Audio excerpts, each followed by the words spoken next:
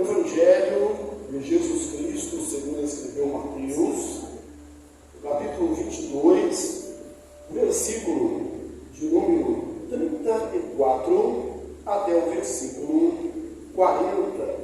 Eu vou ler, os irmãos acompanhem. Entretanto, os fariseus, sabendo que ele fizera calar os saduceus, reuniram-se em conselho,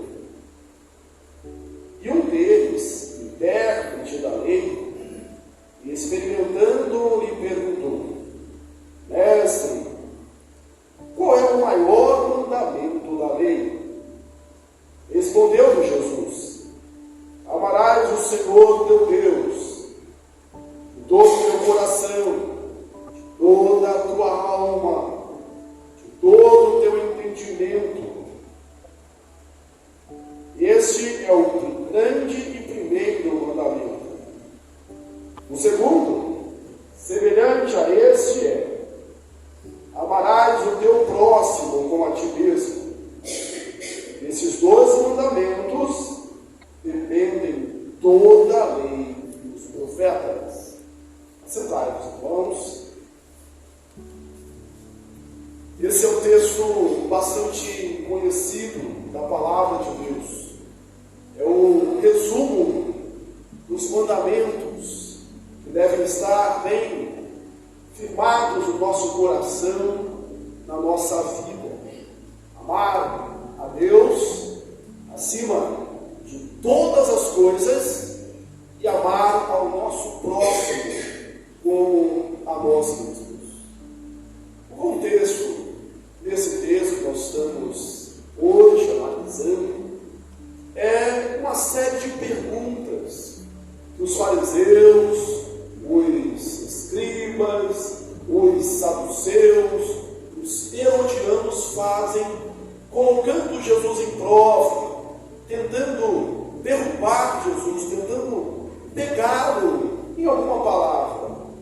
E estratagema após estratagema, artimanha após artimanha, cilada após cilada desses algozes, desses inimigos de Jesus, são desconstruídos, desmoronam, caem, e Jesus é exaltado. A última dessas questões havia sido levantada pelos saduceus, que chegaram a Jesus, segundo eles, com uma pergunta irrespondível, uma pergunta que não tinha condição de ter uma resposta adequada. Era em relação à ressurreição. Esses homens, esse partido que não acreditava na ressurreição, diz: Mestre, a lei manda, né? Nós temos aqui um caso de uma mulher que casou, o marido morreu, esse marido eram 7 irmãos ao total, e a lei manda que, se o marido morrer e não tiver filhos, que o irmão case com a viúva e suscite descendência. Mas morreram 7, sem ter filhos. De quem será ela a esposa do rei? Estavam pensando no reino material, no reino à semelhança deste aqui da terra, no reino numa ressurreição apenas com propósitos materiais. E Jesus respondeu: Errais, não conhecendo as Escrituras e nem o poder de Deus. No reino de Deus, na ressurreição, não se casa, não se dão em casamento, mas são como os anjos do céu. É um corpo ressurreto, diferente, espiritual. Os conceitos do reino de Deus não são como os aqui da terra. Eles saem admirados. Bem, os saduceus não acreditavam na ressurreição. Os fariseus acreditavam. Eles eram opostos, eles eram adversários, inimigos. Agora, ao invés dos fariseus se alegrarem com o triunfo de Jesus, afinal de contas, havia triunfado um ponto que eles também acreditavam, a saber, a ressurreição. Não, eles se reuniram, eles formaram um conselho para mais uma vez tentarem pegar Jesus em alguma palavra. A derrota dos saduceus, para eles, não era tão importante quanto Jesus ter sido exaltado. Eles não podiam concordar com Jesus ser exaltado, mesmo que fosse no ponto em comum. Aí um fariseu, um escriba, e o texto que nós lemos aqui, o texto diz que ele era um intérprete da lei. Mateus normalmente fala escriba, diferentemente de Marcos e Lucas. E aqui nós não sabemos porque ele usa intérprete da lei. A gente não sabe se é apenas um recurso estilístico na escrita. A gente não sabe se ele está falando, olha, esse escriba era realmente um mestre, era realmente um intérprete, era entre os seus pares alguém diferenciado, alguém mais digno. Nós não sabemos isso, mas o fato é que Mateus aqui usa uma palavra diferente da qual ele costumava usar.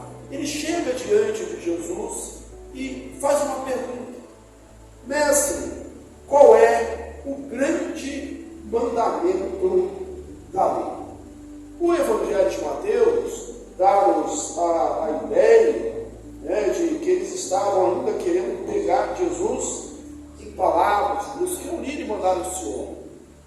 O Evangelho de Marcos, no capítulo 12, não nos dá essa ideia. Diz que ele, sabendo que Jesus havia respondido bem, ele foi fazer essa pergunta para Jesus, e no final da história narrada por Marcos, Jesus disse para esse homem assim, depois que ele confirmou o que Jesus disse: eis que não está longe, não estás longe do reino.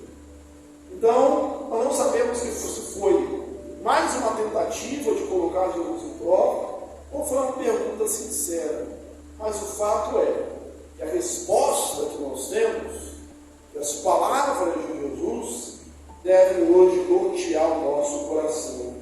Mestre, qual é o grande mandamento?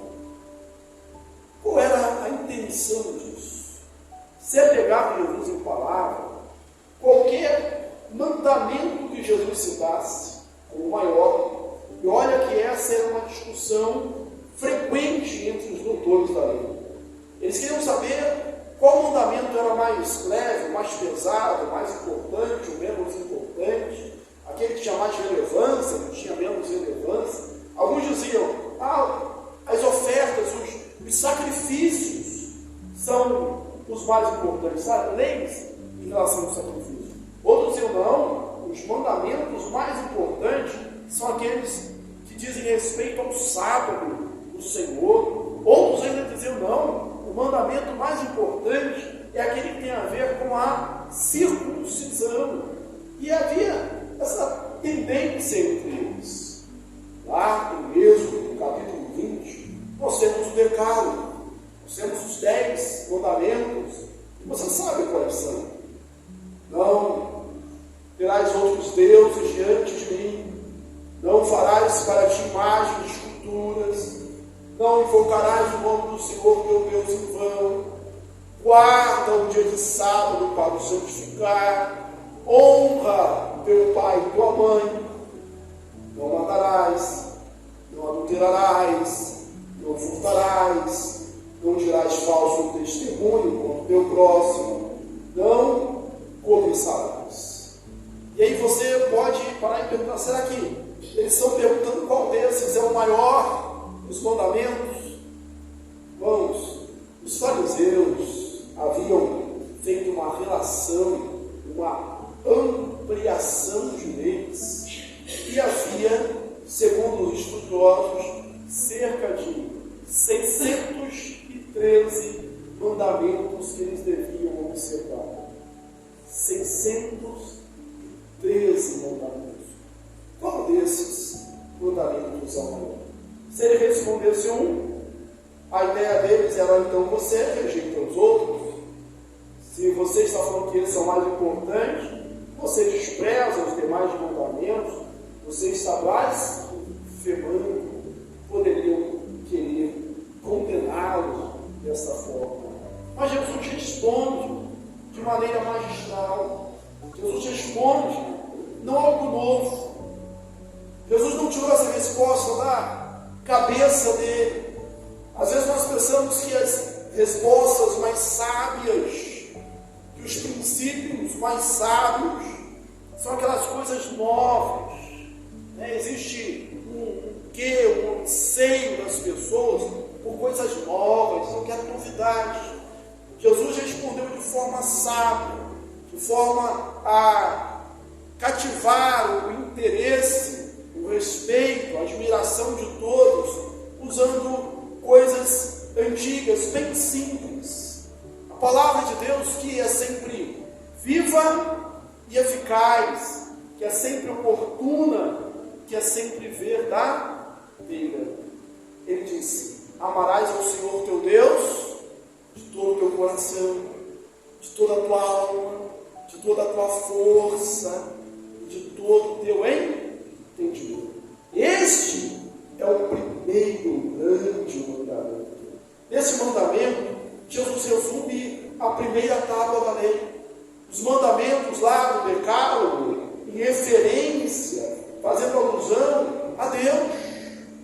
Quem ama a Deus de todo o coração, de toda a alma, de toda a força, de todo o entendimento, jamais vai ter outros deuses diante de si, jamais vai fazer para si imagem de escultura, jamais vai invocar o nome do Senhor, Deus, em vão, jamais vai deixar de separar um dia, um momento, uma ocasião para consagrar-se a Deus. Por quê? Porque Deus é a sua prioridade. Então ele responde com a lei. Mas a citação em si, ela também não é uma novidade. É algo que está sendo tirado lá do texto de Deuteronômio, no capítulo 6, versículo 5 em diante. É o grande chamado dos judeus. E outro evangelista, Lucas, citando essa passagem, ele cita um pouco antes, dizendo: ouve, ó Israel, o Senhor nosso Deus é o único Senhor. É o chamar, era a oração que os judeus faziam sempre, pelo menos 3 vezes ao dia. Todo judeu fazia: ouve, ó Israel, o Senhor nosso Deus é o único Senhor. Amarás ao Senhor teu Deus. Está lá em Deuteronômio. De todo o teu coração, de toda a tua alma, de toda a tua força. A mesma palavra que Jesus disse, citando lá de Deuteronômio. E não era uma coisa que as pessoas não sabiam, porque essa era uma primeira frase, o primeiro versículo. A palavra versículo normalmente foi dito em versículo bem posteriormente, né? Mas se a gente pode dizer, é o primeiro versículo que o menino judeu ele decorava. Era o primeiro texto recitado no culto, na sinagoga. Todo mundo sabia isso. E essa resposta óbvia que Jesus dá: amarás ao Senhor teu Deus de todo o teu coração, de toda a tua alma, de toda a tua força e de todo o teu entendimento. Alguns fazem uma separação e trabalham ponto a ponto aqui nessas divisões, dizendo: o coração é isso, a força é isso, a alma é isso, o entendimento é isso.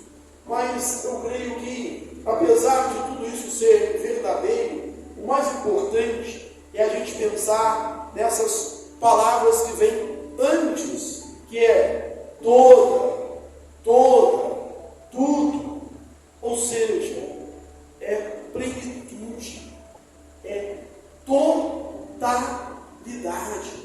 é inteireza. Você não ama a Deus por parte, não ama a Jesus e não o aceita como Salvador, mais ou menos. Você não acredita, mais ou menos. Você não serve, mais ou menos. Deus não quer, não aceita. Isso não é uma possibilidade. É de todo o coração, de todo aquilo, tudo que você sente, de tudo que você vive. É de toda a alma, de toda a tua vida espiritual. É da totalidade do seu ser. É de todo o seu intelecto, de tudo que você pensa. Você precisa amar a Deus de toda a sua força, de toda a sua capacidade. Você precisa amar a Deus. Agora, algo que é importante nisso tudo e que fundamenta isso tudo é que Deus seja o teu Deus. Amarás o Senhor, teu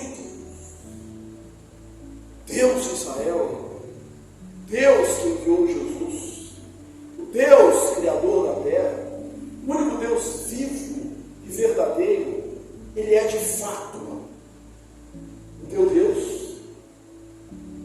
Ou o teu Deus são os seus sentimentos, o teu Deus são as suas ideias, o teu Deus é a sua própria vontade, o teu Deus é algum ídolo, o teu Deus é algum artista, é alguma personalidade, é algum clube de futebol, é o emprego, é a família, é o status. Que é o teu Deus? O Deus, o Deus vivo, é o que enviou Jesus para me salvar. Você tem que dizer isso, tem que viver, tem que confessar isso. Amarás o Senhor teu Deus, de todo o teu coração, de toda a tua alma, de toda a tua força e de todo o teu entendimento. Deus não aceita você pela metade. Deus não aceita o quase, nem o mais ou menos. É de toda a alma, de todo o coração, de toda a força, de todo o entendimento. O primeiro mandamento, então, é o amor. O amor resume tudo isso. Tudo isso. O apóstolo Paulo, de maneira magistral, em 1 Coríntios 13, ele fala disso. Ele diz que o amor é benigno. Ou seja, o amor faz bem. O amor faz bem, diz o apóstolo. E eu passo a mostrar-vos um caminho sobremodo excelente. Ainda que eu fale a língua dos homens e dos anjos, se não tiver amor, serei como bronze que soa, ou como símbolo que mentira. Ainda que eu tenha o dom de profetizar e conheça todos os mistérios e toda a ciência, ainda que eu tenha tamanha fé ao ponto de transportar os montes, se não tiver amor, nada será. Ainda que eu distribua todos os meus bens entre os pobres e entregue o meu próprio corpo para ser queimado, se não tiver amor, nada disso me pode. O amor é paciente, é benigno. O amor não arde em ciúmes, não se ufana, não se soberbece, não se conduz inconvenientemente, não procura os seus interesses, não se exaspera, não se ressente do mal, não se alegra com a injustiça, mas regozija-se com a verdade. Tudo sofre, tudo crê, tudo espera, tudo suporta. O amor jamais. Mas havendo profecias, desaparecerão. Havendo línguas, cessarão. Havendo ciência, passará. Porque em parte conhecemos e em parte profetizamos. Quando, porém, vier o que é perfeito, então quem em parte será aniquilado. Quando eu era menino, falava como menino, sentia como menino, pensava como menino. Quando eu cheguei a ser homem, desisti das coisas de mim. Porque agora vemos como espelho, escuramente. Então veremos face a face. Agora conheço em parte, então conhecerei como também sou conhecido. Agora, pois, permanece na fé, a esperança e o amor. Estes três. Mas o maior deles é o amor. Você tem que amar. Amar. Amar. Em primeiro lugar, amar a Deus acima de todas as coisas. É uma outra maneira de dizer: buscar, pois, em primeiro lugar o reino de Deus e a sua justiça, e as demais coisas do serão acrescentadas. O apóstolo Paulo sempre falava isso, sempre reiterava isso, sempre dizia essa verdade: amar a Deus acima de todas as coisas. Primeiro, o grande amor. E o segundo, semelhante a esse, olha que ele põe no mesmo pé de igualdade. No mesmo pé de igualdade. Meu bom dia, tomando aí todo diariamente, né, para os irmãos. Uma das frases que eu botei nessa semana foi, citando o reverendo Hernani Dias Lopes, que não dá para ter amor vertical sem que haja amor horizontal. Não é possível existir um amor vertical, né, do homem para Deus, sem que haja amor horizontal. O apóstolo João, ele diz isso, 1 João 4:20. Ora, se alguém diz: eu amo a Deus e odeia seu irmão, é mentiroso. Foi João que disse. Se alguém diz: eu amo a Deus e odeia o seu irmão, é mentiroso. Pois quem não ama ao seu irmão a quem vê, como pode amar a Deus a quem não vê? Irmãos, nós somos criados. O homem é feito à imagem e à semelhança de Deus. E essa é a base para que nós amemos o nosso semelhante.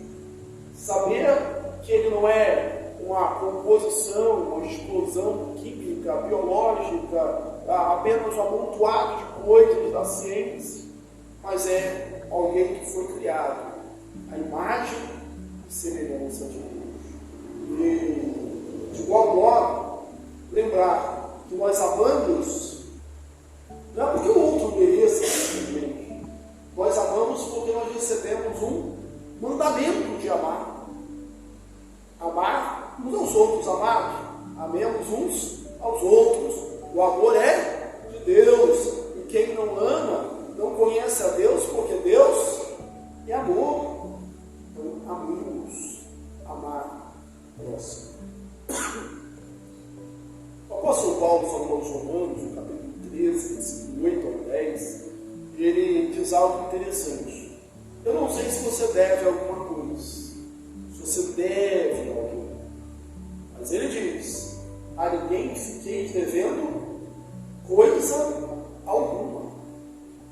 Guarda aí para você: a ninguém fiquei devendo coisa alguma, exceto o amor com que vos ameis uns aos outros. Pois quem ama o seu próximo tem cumprido a lei. Pois não adulterarás, não matarás, não furtarás, não cobiçarás, e se outro mandamento há, tudo nesta palavra se resume: amarás ao teu próximo como a ti mesmo. O amor não faz mal ao próximo, de sorte que o cumprimento da lei é o amor. O apóstolo Paulo reiterando, explicando, aplicando esses ensinos de Jesus. Olha, o cumprimento da lei é o amor. Então ame ao seu próximo. Você pode dizer, mas tem gente, pastor, tem gente que é difícil amar. Tem gente que é muito complicada. Tem gente que não merece. E eu sou obrigado a concordar com você. Tem gente que é difícil amar mesmo. Tem gente que é complicada. Tem gente que não merece. Mas nós não amamos por causa dele. Nós amamos por nossa causa e porque nós recebemos essa ordem de amar. Amar ao nosso próximo como a nós mesmos. Timóteo, ali o sucessor de Paulo, orientado por Paulo, discipulado por Paulo, ele recebe de Paulo a sua primeira carta a Timóteo, no capítulo 1, versículo 5, o apóstolo ensina assim: ora, o fim do mandamento é o amor de um coração puro, de boa consciência e de fé sem fingimento. Olha o fim do mandamento, o propósito, a razão do mandamento. É o amor de um coração puro. Então, ame. Amar ao próximo como a si mesmo. Pressupõe que nós nos amamos. Que haja um amor próprio, haja um cuidado conosco mesmo.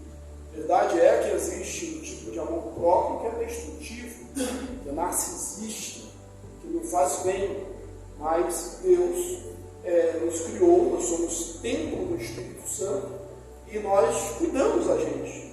A gente cuida do próprio corpo, cuida da própria vida, desejamos o nosso bem-estar. Eis isso como comparação, para que você não tenha nenhuma dificuldade em entender isso. Ame ao próximo como a você mesmo. Como quer que os homens os façam, em outro lugar, fazei vós também a eles. Então essa é a medida, essa é a regra, como a nós mesmos. O ser humano sempre busca, ou tenta buscar desculpas. Um texto paralelo, lá de Lucas, no capítulo 10, um intérprete da lei chega para Jesus. Na verdade, lá não é Jesus que dá essa resposta, é Ele próprio que diz. A lei diz: amarás ao Senhor teu Deus de todo o coração, de toda a tua alma, de todo o teu entendimento, e o seu próximo como assim mesmo. E aí o escriba, lá, o intérprete da lei, ele querendo se justificar, ele pergunta para Jesus: mas mestre, quem é o meu próximo? Quem é o meu próximo? E aí surge aquela parábola conhecida do bom samaritano. Havia um homem que descia de Jerusalém para Jericó e veio a cair nas mãos de salteadores, que depois de o ferir, de baterem muito nele, deixaram-o ser morto à beira da estrada. Passava por ali um sacerdote que, vendo, passou de largo, passou longe. Semelhantemente, um levita vinha por aquele caminho e, vendo, passou largo, passou de largo, passou longe. E vinha por aquele caminho um samaritano que passou perto, que, vendo, compadeceu-se dele, que cuidou das suas feridas, que colocou sobre o seu animal e o levou para uma hospedaria e cuidou dele. E no dia seguinte chegou para o dono da hospedaria e disse, dando-lhe 12 denários: cuida deste homem, e se faltar alguma coisa, quando eu voltar eu te pago. E aí Jesus volta-se para aquele intérprete da lei e diz: quem parece, quem você acha que foi o próximo daquele homem? Ele diz: olha, o que usou de misericórdia para com ele? Jesus diz: vai tu e faz o mesmo. vai e faz. Esse segundo mandamento em relação ao próximo, ele também é extraído do Antigo Testamento. Está lá em Levítico, no capítulo 19, versículo 18. E ele começa assim: não te vingarás, nem guardarás ira contra os filhos do teu povo, mas amarás o teu próximo como a ti mesmo. Eu sou o Senhor. Lembra do primeiro mandamento? Amarás ao Senhor teu Deus. Que é o Senhor, porque Ele é o teu Deus. Assim começa o decálogo, os 10 mandamentos.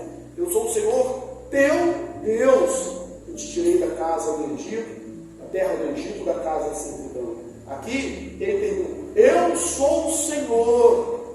É porque Ele é o Senhor que nós não vamos guardar vingança, procurar vingança, ou guardar rancor contra o filho do povo, do teu povo, ou seja, os nossos irmãos, os nossos semelhantes.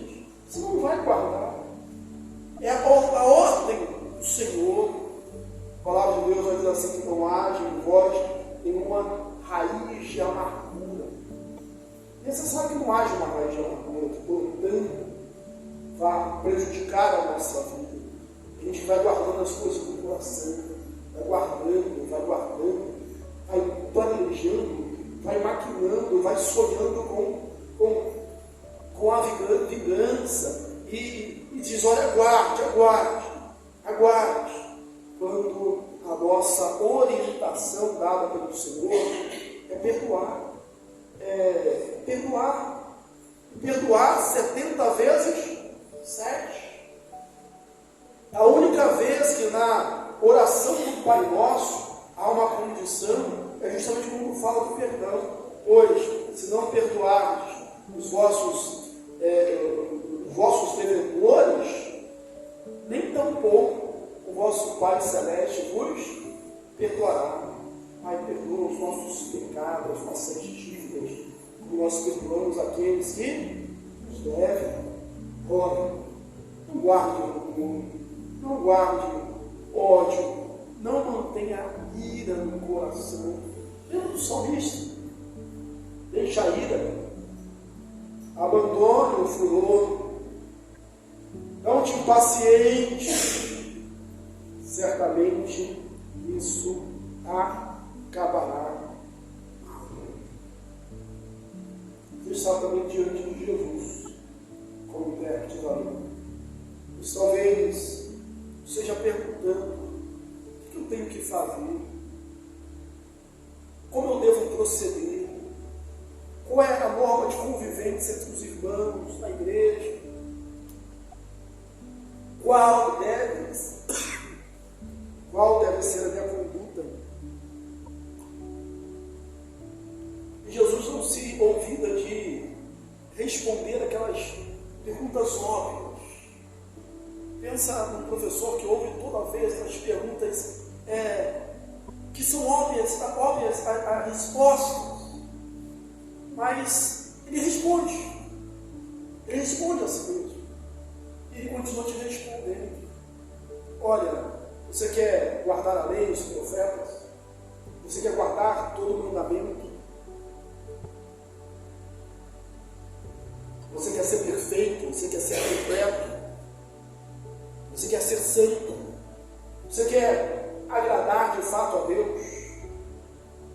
Ame ao Senhor teu Deus de todo o teu coração, de toda a tua alma, de toda a tua força, de todo o teu entendimento, com nenhuma parcialidade, mas com totalidade, com inteireza. Porque tem gente que diz que ama, mas o coração está longe de Deus. Tem gente que ama e não está perto. Isso é uma contradição do amor. O amor quer estar perto. Tem gente que diz que ama, mas não se envolve. Isso também é uma contradição do amor. O amor se envolve. O amor já está envolvido. O amor está comprometido. Então ame a Deus sem parcialidade. Ame a Deus com todo o seu entendimento.